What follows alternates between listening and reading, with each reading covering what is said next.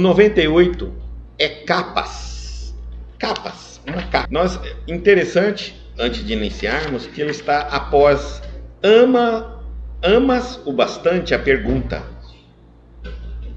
a Pedro, quando Jesus faz a pergunta a Pedro, se ele o amava o bastante, né? Então aí vem as capas. Interessante.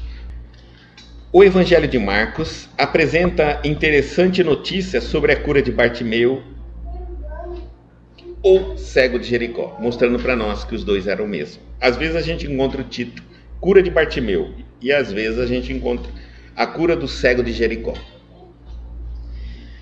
Aqui nos diz assim: para receber a bênção da divina aproximação, lança fora de si a capa, correndo ao encontro do mestre, alcançando novamente a visão para os olhos apagados e tristes.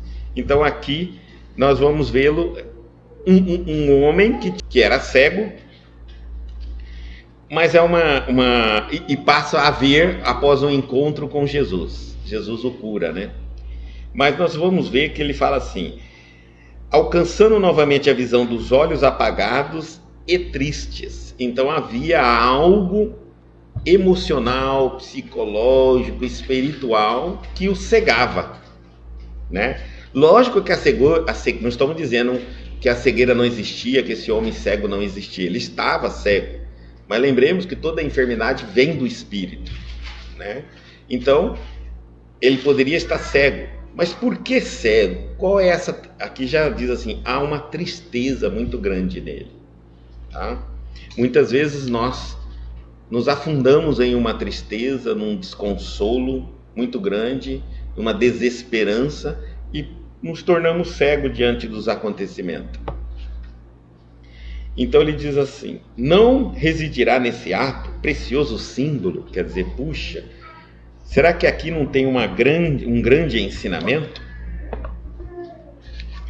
As pessoas humanas exibem no mundo as capas mais diversas. E aqui há uma diferença entre capas e máscaras, né? Há uma diferença. Eu vou colocar aqui bem claro. Uma capa, ela define uma classe social. Então eu posso estar com uma capa da burguesia ou usar uma capa de mendigo. A máscara é mais pessoal. Eu uso uma máscara para esconder, para fingir ser o que eu não sou. Normalmente, o meu inconsciente, ele observa o círculo de pessoas que está à minha volta, a minha cultura, e eu passo a perceber quais são as qualidades mais aceitas naquele grupo que eu convivo. Dessa maneira, eu elaboro uma máscara, né? Ao invés de eu fazer uma reforma íntima, eu elaboro uma máscara. E então eu passo a usar essa máscara com a ideia, com a intenção de que eu estarei sendo mais aceito, eu vou ser mais querido, mais amado. A nossa necessidade ainda é essa. Já a capa que ele está falando aqui, essa capa é uma capa que definia aqueles que eram excluídos da sociedade, os mendigos. Então ele larga aquela capa de mendigo, né, que ele estava ali na entrada de Jericó, e vai até Jesus. Por que ele está falando isso, gente? Porque normalmente nós nos apegamos ao nosso sofrimento, tá? Mas mais na frente vai falar isso, e eu vou comentar.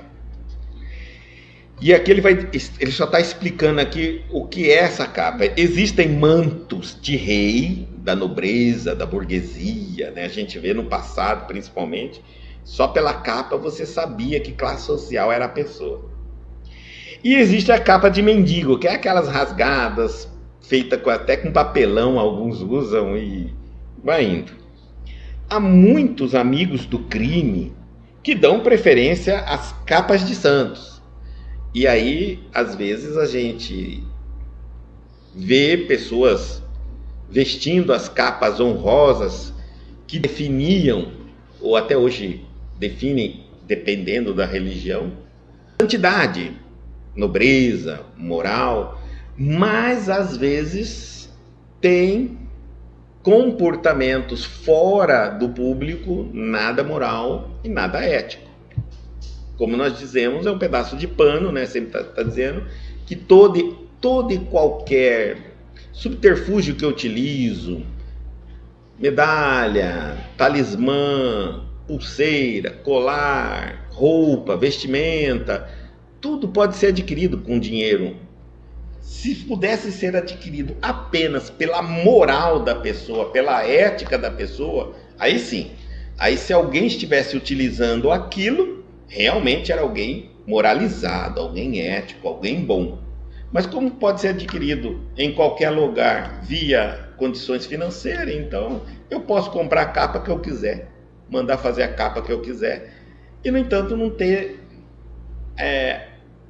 nada moralmente para manter aquela sintonia com aquilo que eu estou usando. Quer dizer, aquela roupa é uma roupa, mais nada. Então, há muitos amigos do crime que dão preferência a capas de santos.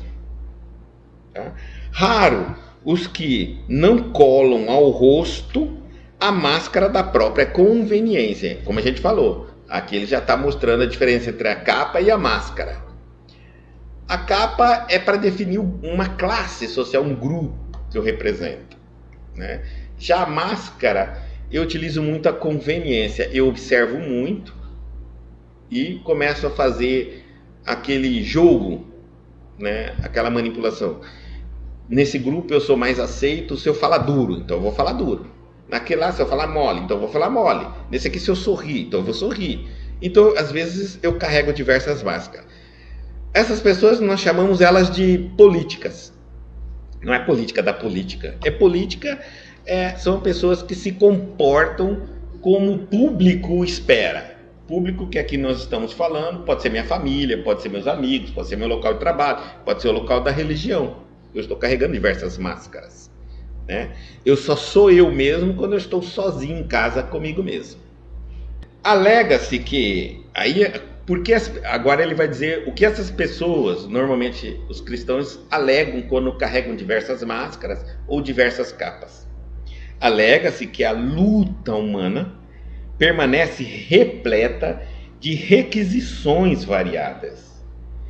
Ou seja, a vida nos cobra muito. Nós estamos alegando assim, o mundo nos cobra demais, a vida nos cobra muito, a religião nos cobra de uma maneira, o trabalho, a vida profissional nos cobra de outra, a vida familiar nos cobra de outra, enfim, a vida social outra. Então, aí está dizendo assim, que é imprescindível atender à movimentação do século. Hoje nós estamos vendo isso demais. Muitos religiosos estão cedendo para ganharem like, visibilidade, serem aplaudidos, porque infelizmente a internet é excelente, ela veio num bom momento, mas ela acabou massageando o ego de muita gente que não sabe lidar com essa chamada fama, pseudo-fama, né? Então, a partir do momento que você vê que um determinado religioso começa a ganhar uma certa notoriedade, visibilidade, fama, ele começa a ser mais conivente com a imoralidade social. A gente vai percebendo que e o público adora isso, né? Quem não adora a gente fazer de conta que nós não somos bobo igual Jesus Cristo, né? A gente diz assim, eu sou cristão, mas não sou bobo igual Jesus. Por quê? Porque Jesus foi inflexível e morreu na cruz. Eu, não sou bobo. Eu vou me adaptando conforme for o jogo, aqui e ali, né? E aí eu vou indo. Se der, eu faço. Se não der, eu não faço. E Se der mais ou menos, eu faço mais ou menos, mas eu, hein, não vou ser o Cristo, porque o Cristo foi crucificado porque ele não se aliou ao poder político, não cedeu ao poder. Segundo, ele não cedeu ao poder das igrejas já criadas. O que ele falava na época já atingia as igrejas. Imagina que numa época em que se construía templos faraônicos de mármores, de pedra preciosa, ele diz assim: Deus não habita em templos erguidos pela mão humana. Ave Maria! E sim os vossos corações. Imagina, as religiões recebiam aqueles fiéis e seus gasofilácios recebiam aquelas doações gigantescas. Vem um tal de Cristo e diz que Deus não está nesses templos, e sim no nosso coração. Pronto. Esse homem está louco. Ele vai tirar todos os fiéis da nossa igreja. Então, Jesus mais atingiu foi os poderes religiosos da época, não o poder político de Roma. Esse foi o que menos ele atingiu. Mas ele só incomodou quando diziam que ele era o rei. E o rei só podia haver um, naquela época, o rei de Roma. Foi isso, gente. O resto ele incomodou os ensinamentos diretamente os poderes religiosos da época. Como ele não fez acordo, como ele não fez concessões, como ele não fez partidarismo, né? Então ele teve que ser eliminado.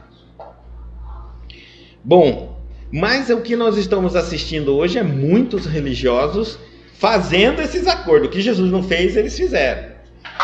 Se, ele for ganhar mais visibilidade, falando que não tem problema nenhum cometer determinados erros, um cristão, ele fala. Ele vai medir a publicidade dele. Muitos deles já têm até o empresário. O empresário é aquele profissional da mídia que estuda o mercado da mídia. Então ele estuda, por exemplo, quanto que aquele religioso ganharia de like, de visibilidade, se ele aparecesse na época da Páscoa comendo ovo de Páscoa, ao invés de falar da ressurreição de Jesus. Se ele falar da ressurreição de Jesus, ele vai ganhar 10 mil likes. Mas se ele aparecer comendo o ovo de Páscoa, ele vai ganhar 100 mil likes. Então ele vai chegar no religioso e vai dizer: olha, vamos parar só nessa Páscoa, só nessa, não vamos falar da ressurreição de Jesus? Não dá para você abrir um ovinho de Páscoa e comer na frente das câmeras? Entenderam como é que é o mercado? E aí aquele religioso vai aparecer comendo ovo de Páscoa e não vai falar da ressurreição de nosso Senhor Jesus Cristo. Nesse inteirinho ele vai ganhar 100 mil likes. O outro ele ia ganhar 10 mil, talvez nem isso. E aí ele vai se tornar mais famoso e mais conhecido. Mas vamos examinar o seguinte: Jesus foi o ser mais perfeito que pisou na terra. E no momento mais crucial da vida dele, ele foi o ser humano menos aplaudido do mundo. Ele não só não foi aplaudido, como ele foi rejeitado pelo mundo.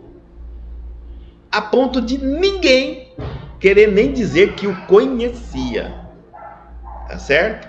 Então, não estaríamos indo numa maneira contrária se pararmos para pensar que eu, falando da imagem de Jesus, me torno famoso a ponto, lembrando que o próprio Cristo nem sequer teve tanta visibilidade e amigos assim?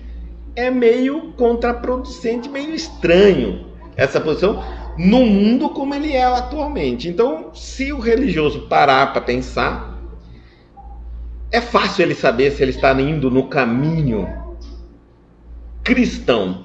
Quanto menos aplauso ele receber, menos visibilidade ele estiver. Lembremos que Jesus disse que o reino dele não é deste mundo. Então, por que nós cristãos queremos esse reino que nem é de Jesus? Devemos dar este reino que não é do Cristo a quem pertence. Dai a César o que é de César, a Deus o que é de Deus. Fiquemos com o reino de Jesus. E no reino de Jesus, só quem deve receber, eu acho que os likes, é o Cristo, e não nós, sem as nossas autopromoções. Bom, continuando. Entretanto, se alguém deseja sinceramente a aproximação de Jesus para a recepção de benefícios duradouros, lance fora de si a capa do mundo transitório e apresente-se ao Senhor tal qual é, sem a ruidosa preocupação de manter a pretensa intangibilidade dos títulos efêmeros, sejam os da fortuna material ou os da exagerada noção de sofrimento. Aqui ele já até fala para nós 2 estilos de capa, ele está mostrando aqui para nós. E também, olha gente, em toda mensagem cristã eu não vejo, eu não conheço nenhuma que mostra facilidades neste mundo da terra. Não conheço. Eu fico pasmo quando eu assisto algumas palestras e algumas pessoas, através da religião cristã, oferecem dinheiro, pagar cartão de crédito, apartamento, bom casamento, saúde, prosperidade. Eu fico pasmo, porque você lê a Bíblia inteira e você não encontra essa promessa com o Cristo, nem com os apóstolos, nem nos seus discípulos. Em nenhum momento ocorre esse tipo de propaganda. Da onde surgiu exatamente? Da onde surgiu essa novidade do cristianismo? Em que, uma vez que eu me torno cristão, a minha vida vai ser um mar de rosa, uma maravilha, uma coisa bonita, né? Aonde está escrito isso? Eu fico perguntando. Porque todos os benfeitores, quando nos explica sobre a leitura da Bíblia, fala dessa intensa luta que o ser humano entra para crescer, evoluir, largar das necessidades dos apegos terrenos e não ganhar mais coisas que ele vai ter que se livrar depois, quando morrer. É totalmente o contrário que nós estamos assistindo. Tá certo? Então ele está falando assim, se você quer algo mesmo, se você quer encontrar o Cristo e ter um benefício duradouro, lance fora de si a capa do mundo transitório. Apresenta-se como você é ao Cristo. Né? Muitos de nós carregamos a capa, aí ele está dizendo aqui, ó, muitos de nós carregamos a capa da intangibilidade dos títulos efêmeros, ou seja, eu chego no mundo espiritual, ou vou falar com Deus, eu digo que eu sou um doutor, que eu sou um médico, que eu sou juiz, que eu sou isso, que eu sou aquilo, que eu sou...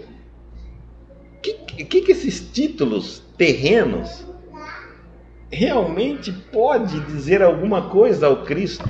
Absolutamente nada. Não significa nada. Chico Xavier não tinha título superior algum. Divaldo Franco não tinha nenhum. Né? Então, não tem nenhum, ele ainda não desencarnou. Então, o que representa isso para nós? Por que ficamos tão orgulhosos com os títulos universitários? E às vezes, vestindo essa capa do título, eu esqueço de tirar ela diante do Cristo e vou conversar com Jesus dizendo o que eu quero, o que eu não quero, o que ele pode fazer, o que ele não pode, o que ele tem que fazer, o que ele não tem. Eu inicio fazendo uma oração e termino dando ordens a Jesus, a Deus, tudo que eu quero, tudo que eu não quero, tudo que ele pode, tudo que ele não pode, tudo que ele deve, tudo que ele não deve fazer.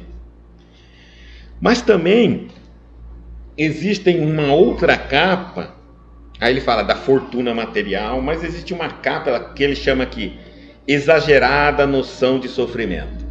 E essa capa ela é perigosa, porque é quando eu visto uma capa de sofredor, eu coloco-me numa postura de injustiçado, perseguido diante da vida. E aí eu entro em contato, busco Cristo nessa capa, tentando apenas me esconder. Mas esconder do quê? O que eu vou ganhar me apresentando ao Cristo como um sofredor, um injustiçado, um perseguido? Bom, eu quero iludir as pessoas, inclusive o Cristo, do motivo que leva o meu sofrimento. Como eu não quero falar sobre o que leva eu a sofrer, dos erros que eu cometi, que hoje retornam em sofrimento, em dificuldades na minha vida, porque nada acontece do acaso, do nada, tudo tem uma história, tem um porquê. Como eu não quero muito entrar nesses assuntos, eu me detenho, me ocupo mais a me lamentar no sofrimento, na intenção de que o Cristo, me ouvindo a lamentar, ele se apiede de mim e providencia o que eu tenho necessidade. Porque essa ideia de chorar, sofrer, já vem da nossa infância. Nós, quando éramos pequenos, quem tinha irmão sabe disso, quando a gente cometia um erro, puxa, e aí um irmãozinho chegar e falar assim, quando mamãe e papai chegar, você vai levar uma surra. Aí o outro fala assim, o que eu vou fazer? Chora, fica doente, fala que você está com febre. Porque se mamãe e papai chegar e você estiver sofrendo, ele vai falar, não posso nem castigar, coitado, já está castigado. Isso criou, internalizou dentro de nós, e que quando a gente chega diante do Cristo, a gente quer dizer assim, Senhor, eu não valho nada, eu cometi um monte de erro, mas nem tente me punir, porque nós acreditamos que Deus pune, já é um erro.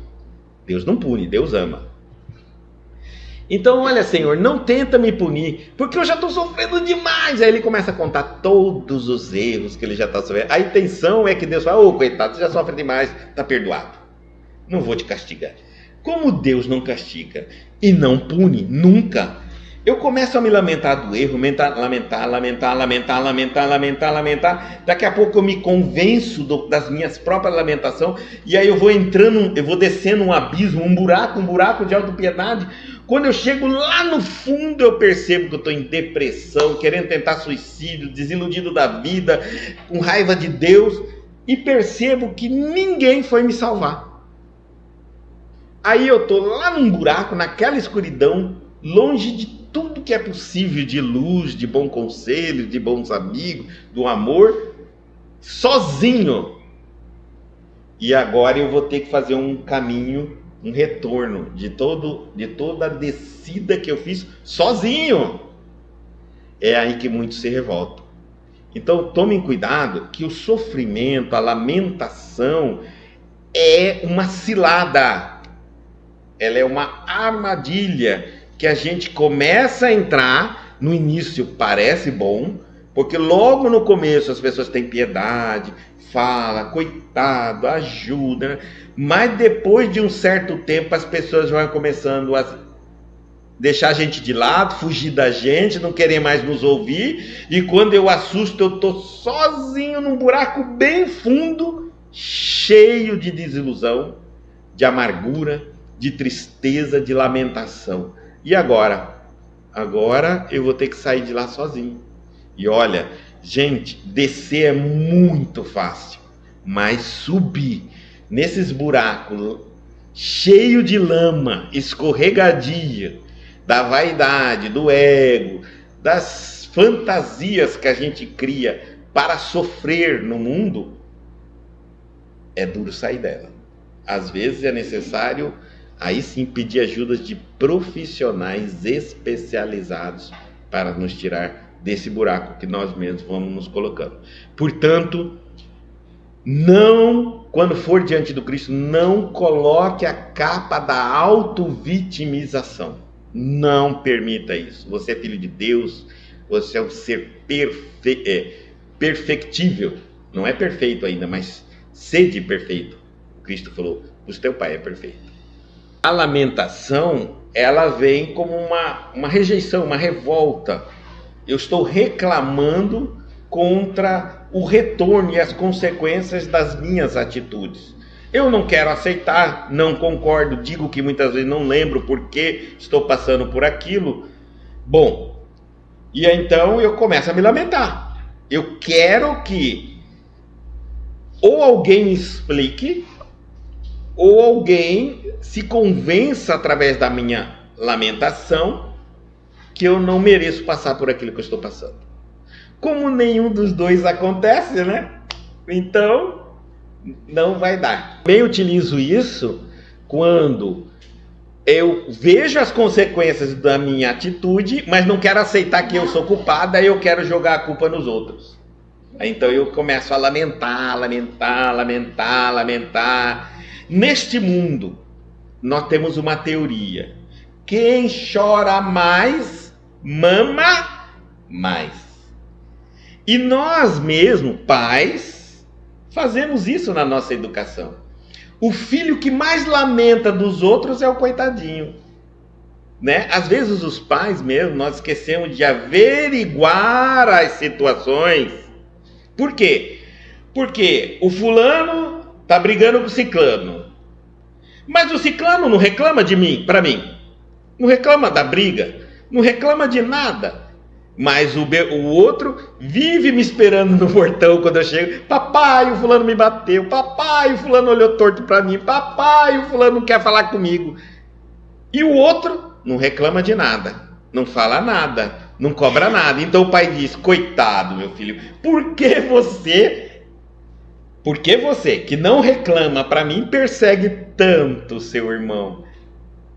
Olha como nós somos, olha como nós construímos o senso de justiça. Às vezes, quem não reclama é o injustiçado. Quem reclama, grita e chama e fala, é o errado que quer fazer com que os outros enxerguem que ele está vítima no processo e o outro errado. Nós vemos isso muito na política. Muito na política. Quando um começa a gritar, cuidado, é aquele lá, e a gente pensa, poxa, não é? Ele está fazendo isso, né? Na verdade, quem está fazendo é quem está falando, denunciando às vezes. Gente, nós somos ainda muito inocentes na nossa maneira de ser. Nunca deixemos, né? Nunca acreditemos que Deus é como nós. Que basta eu ficar chorando, lamentando, gritando, comentando, reclamando e falando, eu posso continuar errando nas minhas atitudes. Eu vou ser acobertado por isso. Não, ele está sabendo de tudo, do que está certo e do que está errado. Por isso ele fala que tira a capa.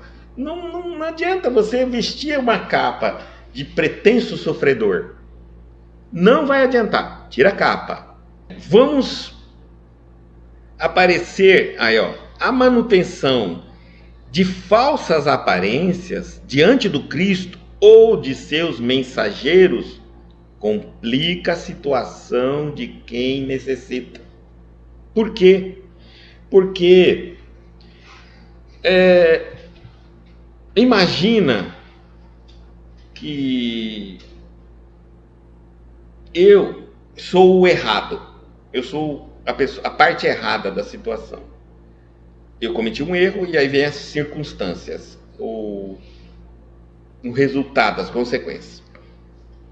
Então, se eu ficar criando falsas aparências, aparência de injustiçado, de pobre coitado, de perseguido, de maltratado, o que acontece? Eu acabo criando uma aparência de um bebezão, de uma pessoa sem maturidade.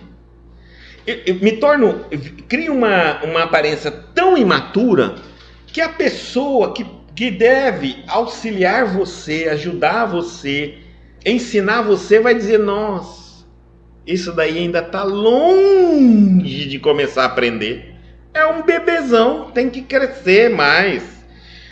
Então, ao invés de você receber o auxílio, a ajuda, a advertência, o apontamento, onde você logo sai, desse abismo, senão você vai cair lá no abismo, né?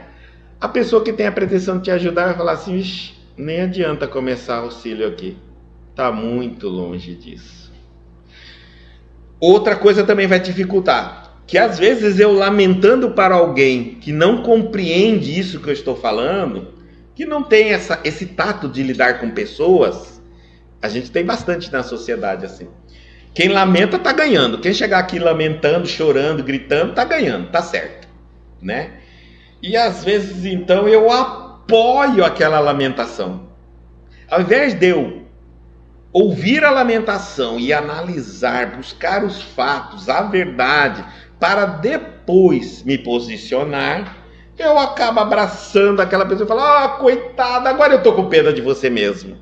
Quando eu faço isso, gente, eu acabo empurrando a pessoa para o buraco.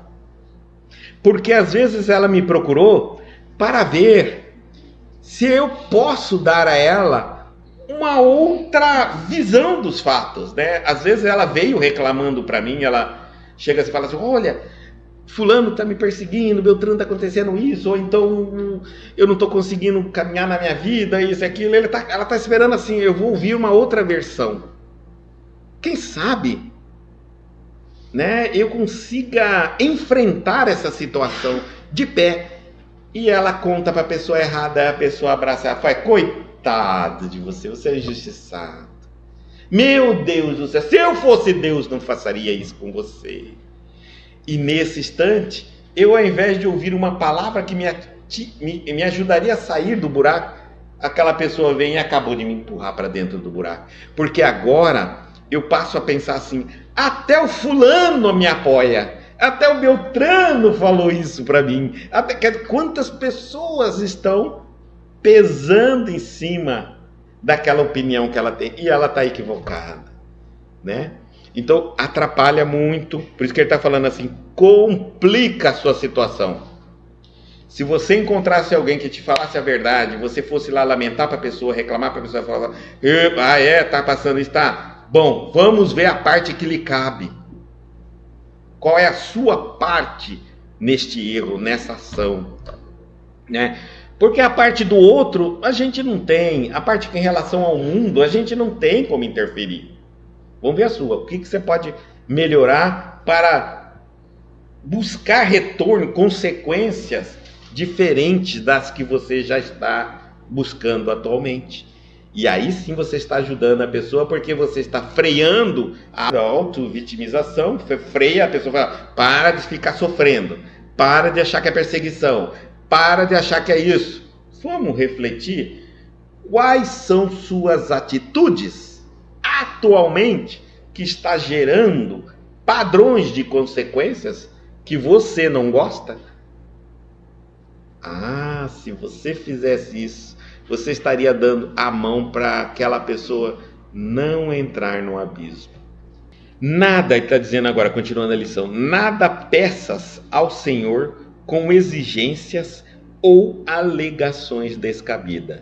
Então, ao orar, ore, abre seu coração, fala do que você tem medo, fala das suas angústias, enfim, converse com Deus, mas não exija nada dele, né? E nem se justifique. Ele sabe muito bem, no íntimo do seu coração, o porquê você fez, o porquê você não fez, o que você faz, o porquê você faz. Não é o momento de você criar um personagem entre você e Deus. Dispa-se ao máximo, né? Apresente como você é mesmo e diga, Senhor, aqui sou eu. O que o Senhor pode fazer por mim? Seja sincero, fiel, legítimo. E tudo vai dar certo. Aí ele fala assim, despe a tua capa mundana e apresenta-te a ele, sem mais nem menos. Se você não sabe, diz, olha, se eu fiz algo errado, e não sei, eu não me lembro. Mas se eu fiz, eu assumo. Eu não tenho como dizer que eu não fiz. Peço perdão. Mas se eu não fiz, me dê força, se eu não estou errado, para que eu continue fazendo. Se eu estiver fazendo algo, me impeça, me proíba. Me manda uma mensagem, uma comunicação, me dá um sinal, mas lembre-se, esteja aberto para mudar a trajetória da tua vida. Porque senão não adianta, né? O sinal vem, mas eu não quero mudar. Ou não quero ver. E nos ensinando que o cristão deve se apresentar a Deus sem capas. Ao Cristo sem capas. Essa capa também pode ser capa religiosa, tá, gente? Muitas vezes a pessoa é espírita e fala, eu vou apresentar-me ao Cristo e dizer, eu sou espírita. É uma capa. Religião. É um título. É importante eu entender que se a religião não entrar dentro de mim, não movimentar-me, não adianta eu estar dentro da religião. Então não é assim. Não é vestir uma capa de uma religião. Não é vestir uma capa de uma política. Não é vestir uma capa na sociedade. O cristão se apresenta a Deus e ao Cristo sem capa. Lição de